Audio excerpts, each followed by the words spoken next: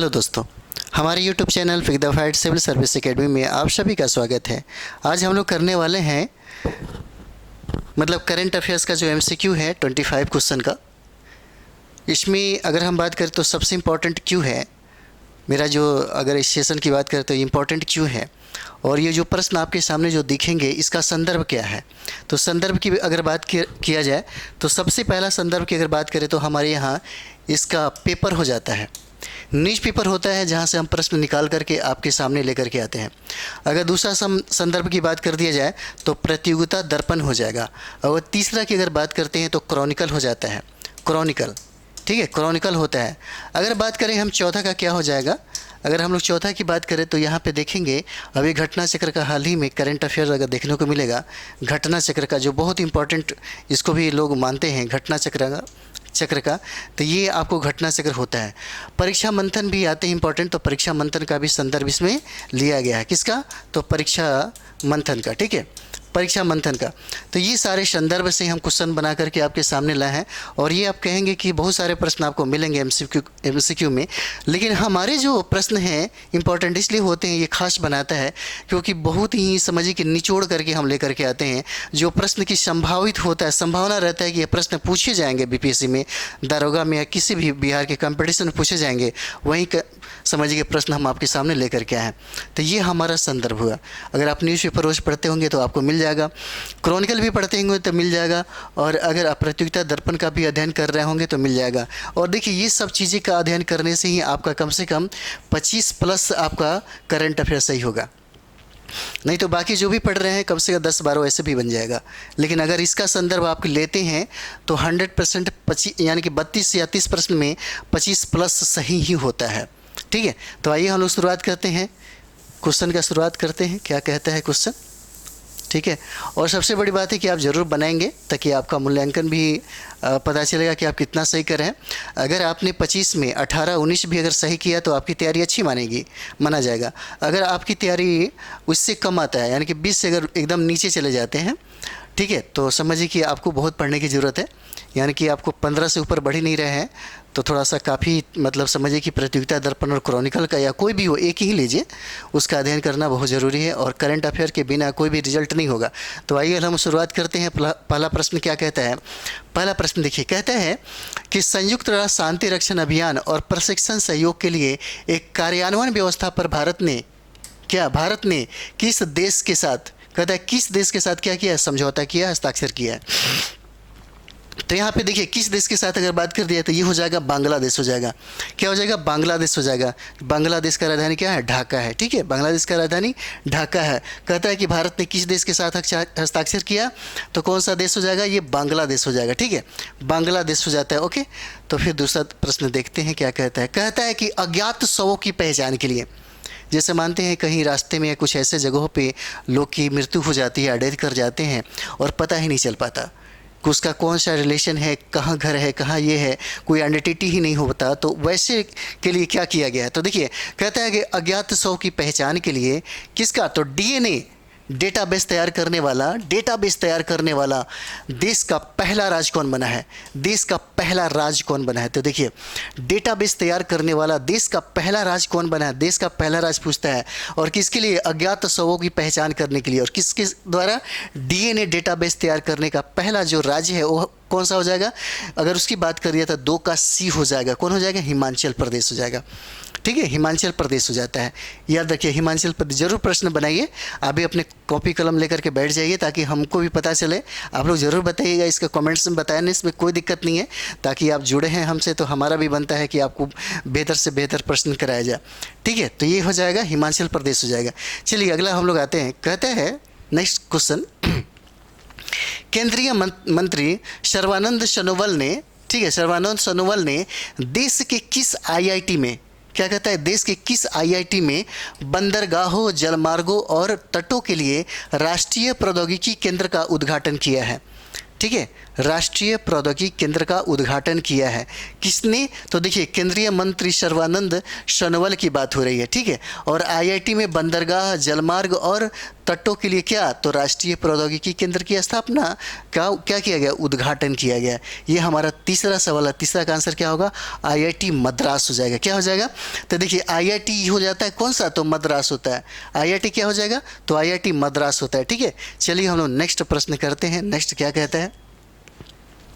कहता है कि वर्ष 2023 में भारत की संघाई सहयोग संगठन की अध्यक्षता का विषय क्या है? ठीक है, संघाई सहयोग संगठन की अध्यक्षता का विषय क्या है? विषय सब्जेक्ट पूछता है कि इसका विषय क्या है, चौथा का। तो चौथा का क्या हो जाएगा?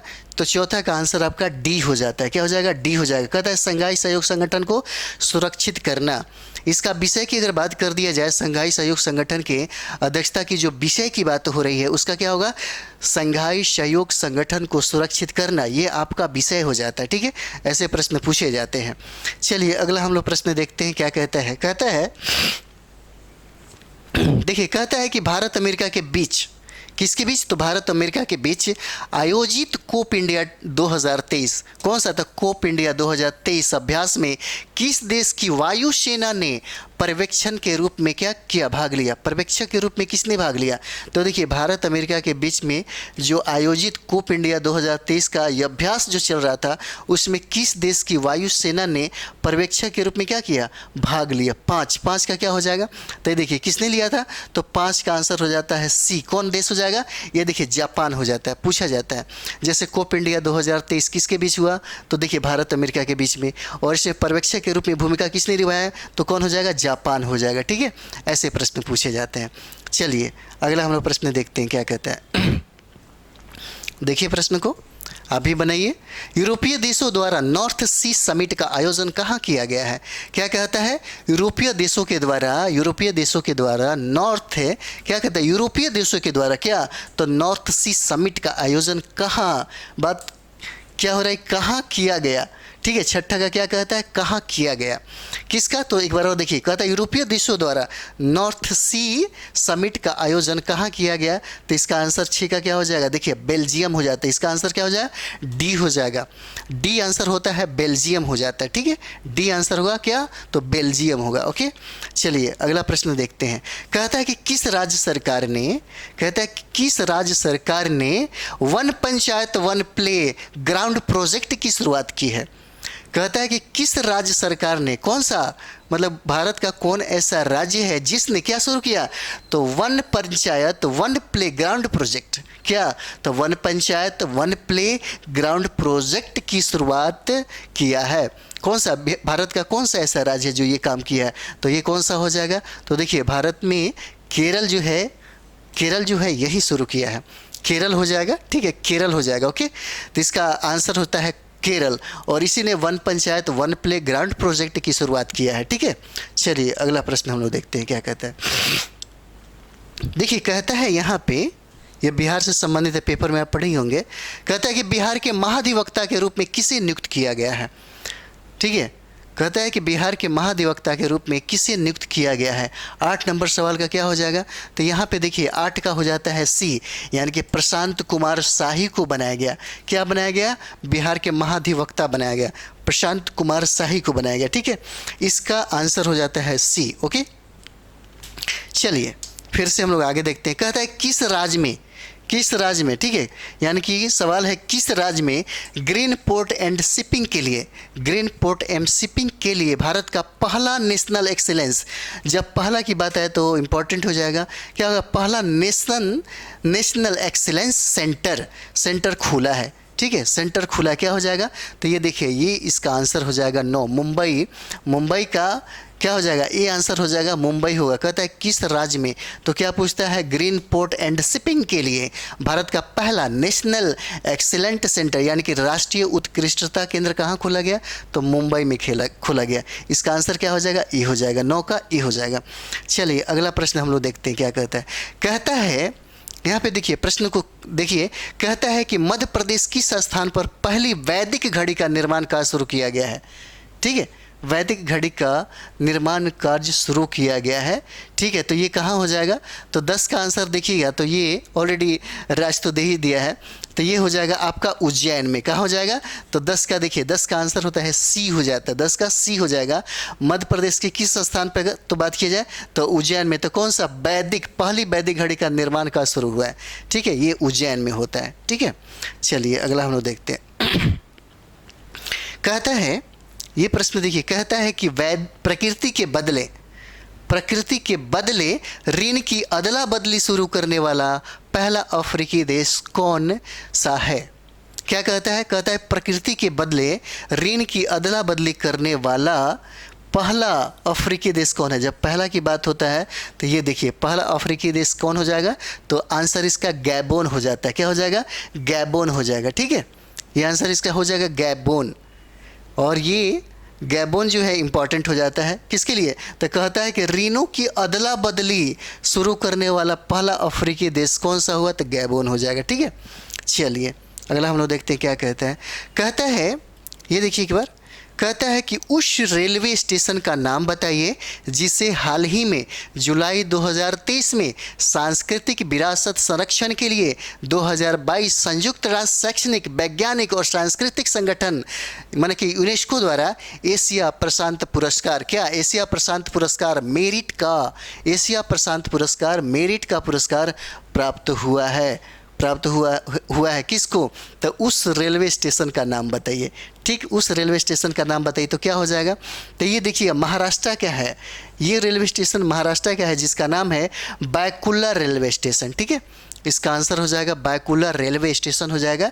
ऐसे ही प्रश्न पूछा जा सकता है। बैकुला रेलवे स्टेशन को ये सब चीज़ें देने की मतलब बात किया गया। ठीक है, चलिए अगला हम लोग देखते हैं क्या कहता है। कहता है कि हाल ही में जुलाई 2023, ठीक है, कहता है कि हाल ही में जुलाई 2023 में राज्यसभा की अध्यक्षता करने वाली किसका? तो राज्यसभा की, देखिए यहाँ पे राज्यसभा की अध्यक्षता करने वाली नागालैंड की पहली महिला सांसद कौन बनी है? क्या हुआ? कौन बनी है? ठीक है, यहाँ देखिएगा एक बार और, देखिए क्या प्रश्न कहता है। कहता है कि हाल ही में जुलाई 2023 में राज्यसभा की अध्यक्षता करने वाली कौन, नागालैंड की पहली महिला सांसद कौन बनी है? ठीक है, ये 13 नंबर सवाल है। और 13 का आंसर क्या हो जाएगा? तो 13 का आंसर की अगर बात करें तो देखिए 13 का आंसर ए हो जाएगा, फांगनोन कोनयाक हो जाएंगे। ठीक है, कौन सी महिला है? तो फांगनोक कोनयाक इनका नाम हो जाता है। और ये कहाँ की रहने वाली है? तो नागालैंड की रहने वाली है। और कहा जाता है कि यह पहली महिला सांसद है जिन्होंने क्या किया? राज्यसभा का अध्यक्षता करने का अवसर इनको प्राप्त हुआ। चलिए अगला हम लोग देखते हैं। कहता है यहाँ पे कि प्रधानमंत्री टीबी मुक्त भारत अभियान किसके द्वारा जारी किया गया? क्या कहता है कि प्रधानमंत्री टीबी मुक्त, क्या है टीबी मुक्त अभियान मतलब भारत अभियान जो है किसके द्वारा जारी किया गया? तो क्वेश्चन देखिए फिर से, प्रधानमंत्री टीबी मुक्त भारत अभियान किसके द्वारा जारी किया गया? ठीक है, किसके द्वारा जारी किया गया? तो ये 14 क्या कहता है? 14 का आंसर हो जाता है, यानी कि किसके द्वारा? तो भारत के राष्ट्रपति के द्वारा, जिनका नाम है द्रौपदी मुर्मू। इसका आंसर क्या हो जाएगा? बी हो जाएगा। ठीक है, इसका आंसर क्या हो जाएगा? बी हो जाएगा, श्रीमती द्रौपदी मुर्मू के द्वारा किया गया। ठीक है, चलिए अगला प्रश्न हम लोग देखते हैं क्या कहता है। कहता है, देखिए सबसे बड़ी बात है कि यही तो प्रैक्टिस करने का मतलब समझिए कि प्रश्न है। इस तरीके से प्रैक्टिस करिए कि कम से कम आपका दिमाग हरकत में हो और लगे कि हाँ हम कुछ बना रहे हैं। ठीक है, प्रश्नों का लेवल थोड़ा सा होना चाहिए, क्योंकि बीपीएससी देखिए, बीपीएससी का जो लेवल है वो बहुत ही स्टैंडर्ड हो गया है। ठीक है, अभी उसी तरह सोच क्यों नहीं लेते हैं आप? ऐसे अगर सोचेंगे तो आपका भी हो जाएगा उस तरह से, पेपर से पढ़ करके अपने लिए निकालना मटेरियल। उसके बाद मैगजीन जो होता है, मैगजीन का सिलेक्शन करंट अफेयर्स के लिए बेहतर करना बहुत ज़रूरी है। देखिए भीड़ के जो लोग होते हैं ना, भीड़ में देखिएगा बहुत, जैसे मानते हैं कि भीड़ में क्या होता है कि एक कोई मैगजीन होता है, जैसे आप मानते हैं स्पीडी ले लेते हैं या एडिटोरियल लेते हैं, देखिए सारे लड़कों के पास रहता है, वो कॉमन चीज़ें है। देखिए बीपीएससी चाहे यूपीएससी होता है ना, मतलब समझिए कि भीड़ से एकदम अलग आपको बनाता है। तो भीड़ से अलग होने के लिए आपको कुछ खास करना पड़ेगा, जो सब लोग करते हैं वैसे नहीं करिए, आपको जाना वहीं पे है, लेकिन तरीका जो होता है वो बदलना पड़ेगा। ठीक है, अगर तरीका बदल लेते हैं तो आपका स्कोर भी आएगा और आपका रिजल्ट भी होगा। सबसे बड़ी बात यह है, सब लोग पढ़ रहे हैं, पढ़ने दीजिए, कोई बात नहीं है। आप उसे देख के लालची मत बनिए, क्योंकि लालच जब करेंगे ना कि फलाना ये किताब ले लिया, वो किताब ले लिया, और आपके पास सटीक किताब होने के बावजूद भी आपका मन उसमें नहीं लग रहा है, तो समझिए कि रिजल्ट से आप दूर हो जाएंगे। मैं अभी भी बता रहा हूँ, सटीक किताबें जो मैंने संदर्भ बताया है वो सबसे बेस्ट है, उससे बेस्ट कुछ भी नहीं है करंट अफेयर्स के लिए।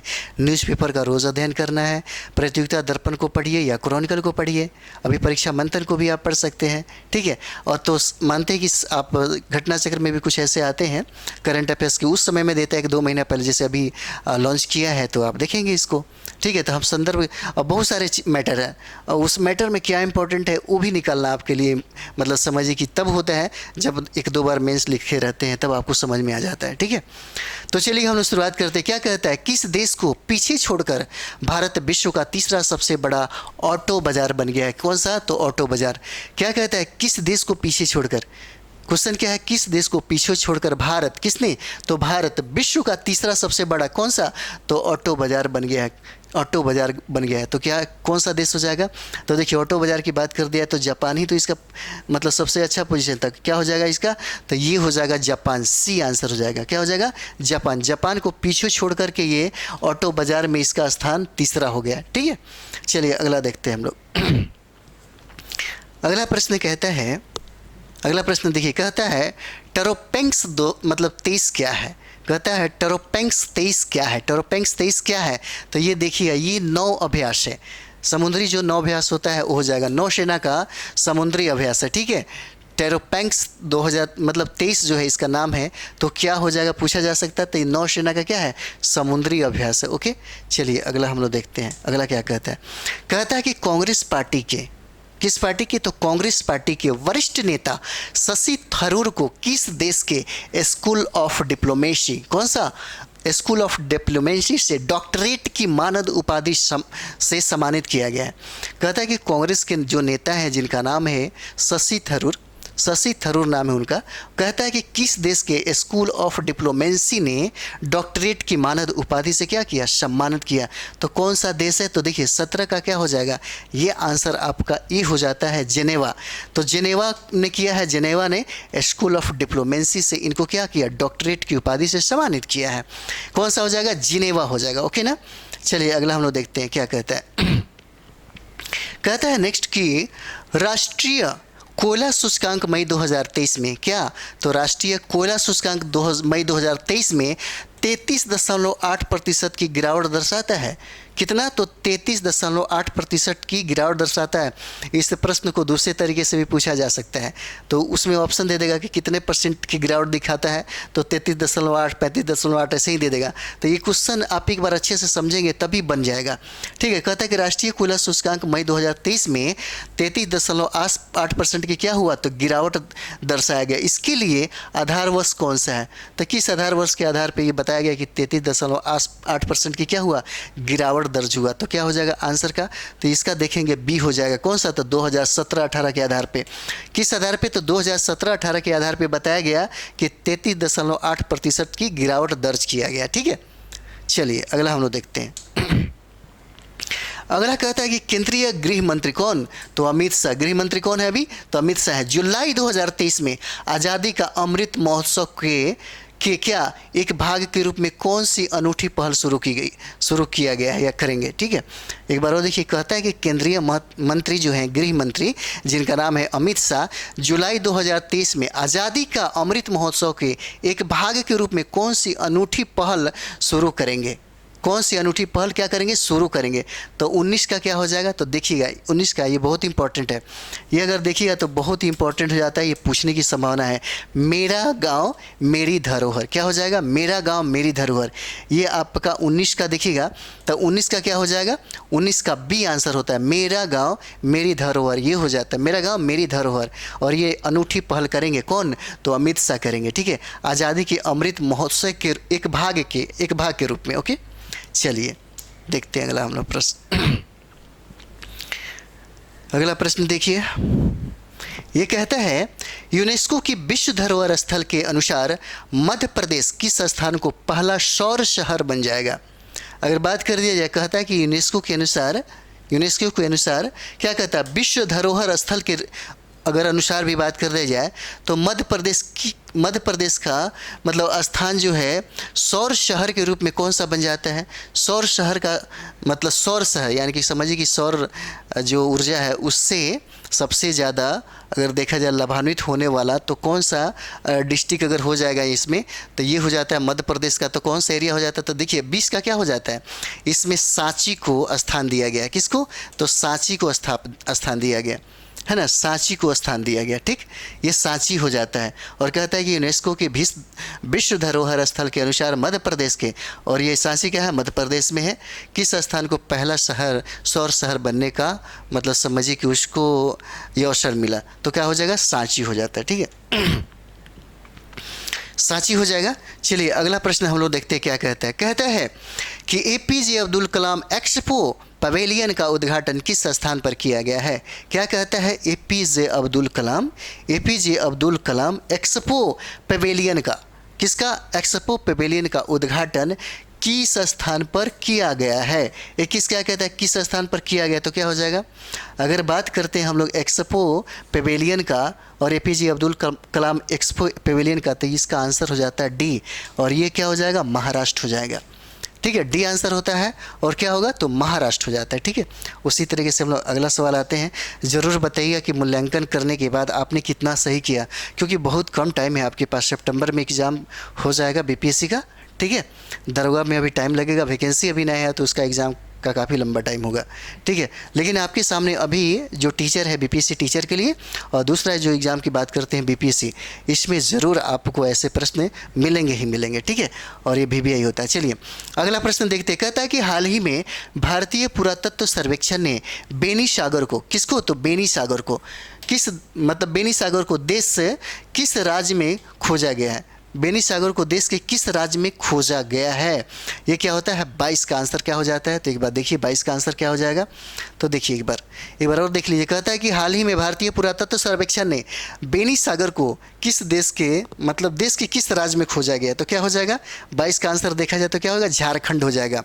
22 का ए होता है आंसर, इसका झारखंड हो जाएगा। अगर झारखंड जो आप पेशे से देने वाले हैं तो ऐसे प्रश्न बहुत ही इंपॉर्टेंट हो जाता है, एकदम वीवीआई हो जाता है। ठीक है, चलिए अगला प्रश्न हम लोग देखते हैं क्या कहता है। कहता है बिहार के किस जिले के हिसुआ में, किसमें, तो देखिए समझिए, एक क्वेश्चन में हम 3-4 को क्वेश्चन जरूर लाने का कोशिश करते हैं। जब एमसीक्यू हम बनवाते हैं तो सोचते हैं एक प्रश्न में 3-4 क्वेश्चन दे दें। बहुत ऐसे हैं कि अलग से 3 को 4 को बनाने की कोई ज़रूरत नहीं, एक ही प्रश्न को अच्छा से समझिए, उसमें 3-4 प्रश्नों का एक गुण जो है वो छुपा हुआ रहता है। इससे आपको एक क्वेश्चन में 3-4 क्वेश्चन बन जाएंगे। तो क्या कहता है, बिहार के किस जिले के हिसुआ में भगवान बुद्ध की सबसे ऊंची प्रतिमा का निर्माण किया गया है? सबसे ऊंची प्रतिमा का निर्माण किया गया, तो क्या हो जाएगा, तो देखिए हिसुआ कहाँ पे पड़ेगा, तो ये हो जाएगा नवादा में। कहाँ हो जाता है, नवादा में। ठीक है, तो इस डिस्ट्रिक्ट का देखिए ये क्या हो जाएगा, सी, नवादा हो जाएगा आंसर।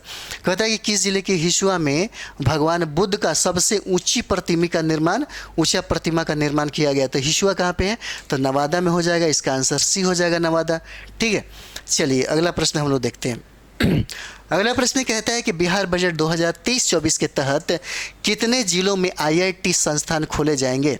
क्या आईआईटी जो संस्थान है कितने मतलब कि खोले जाएंगे? क्या कहता है कि बिहार बजट 2023-24 के तहत कितने जिलों में, देखिए यहाँ पे कितने जिलों में आईआईटी संस्थान खोले जाएंगे, तो 24 का क्या हो जाता है, तो जिलों की अगर बात कर रही है तो 5 जिलों में बात किया गया है कि 5 जिलों में आईआईटी संस्थान खोला जाएगा।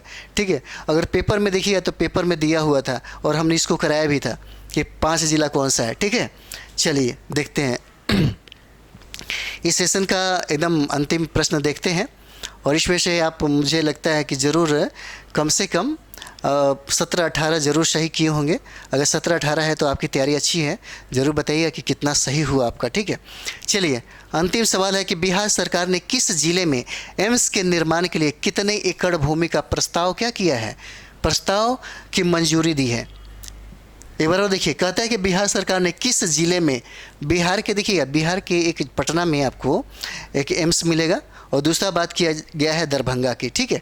तो यही कहा है कि बिहार सरकार ने किस जिले में एम्स के निर्माण के लिए कितने एकड़ भूमि का जो प्रस्ताव है मंजूर किया गया है, तो ये दरभंगा हो जाएगा, ठीक है। इसका आंसर अगर देख लिया जाए तो ये होता है दरभंगा में। कितना? तो 150 एकड़ भूमि को मंजूरी दिया गया है। कितना? तो 150 एकड़ भूमि को। और ये कहाँ पे दूसरा एम्स बन रहा है? तो ये हो जाएगा दरभंगा में। पहला एम्स की बात किया जाए तो कहाँ हो जाएगा? ये हो जाएगा पटना में। तो ये सेशन हमारा यहीं पे समाप्त होता है। हमारा सेशन आपको पसंद आता है, अच्छा लगता है, इसको शेयर करें, बहुत सारा शेयर करें, और सब्सक्राइब करें, कमेंट्स भी करें और लाइक भी करें, ठीक है। Thank you very much.